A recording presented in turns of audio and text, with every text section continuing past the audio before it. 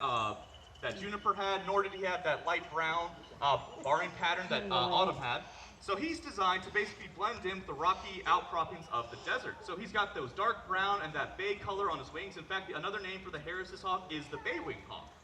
But they also go by another name.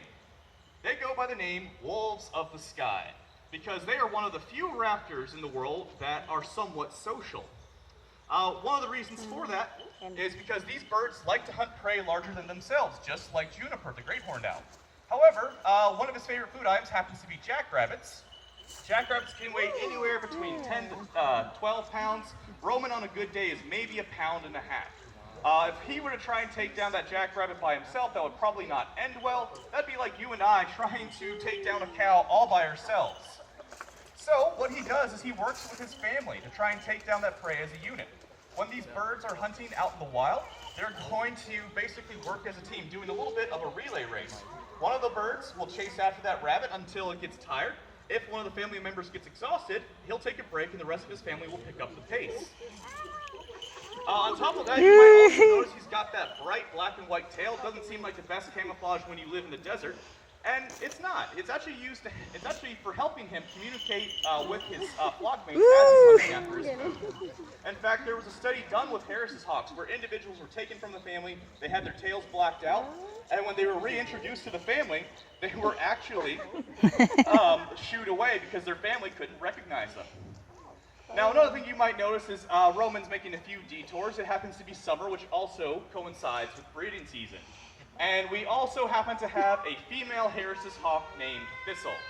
So currently what Roman is doing, and he's more than welcome to do so, is he's making diversions over to see Thistle. Sometimes he'll try and drop his food to her. He'll also occasionally pick up sticks and build a nest on top of her enclosure, trying to showcase how strong he is, how fit he would be. He would be telling her, like, hey, I would be an amazing hunter. I'd make this amazing nest. We should make some babies together.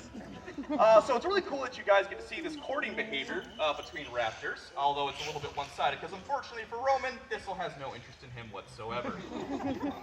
But circling back to that cooperative behavior, they're going to use that tail to help coordinate their attacks. And so once, basically, they're going to keep chasing that jackrabbit until it is too tired to escape. Once it feels exhausted, it's going to basically run for cover, maybe into its burrow or underneath some brush.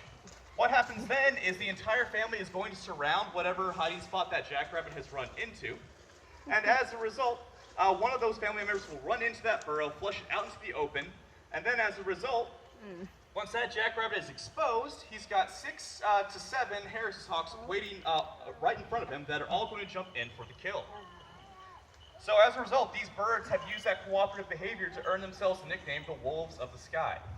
But that cooperation doesn't just extend to hunting. They will also use that when they're trying to find a perch.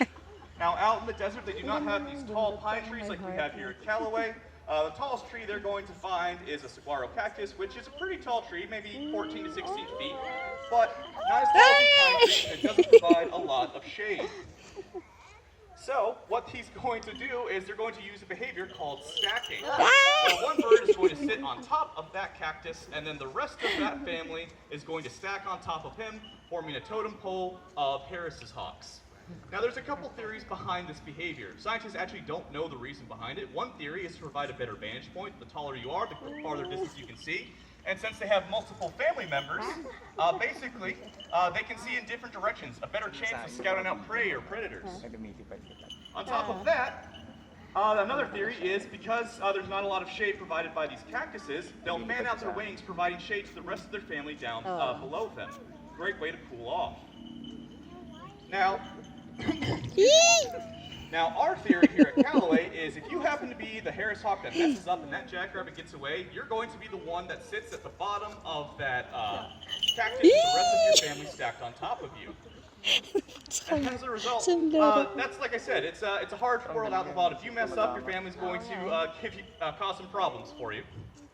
Well, yeah, I think Roman has done an amazing job. He's currently enjoying his time in the shade over there, which is more than welcome. Good job. Well, as he was flying around, did you guys notice how he was using that tail to kind of help him fly around?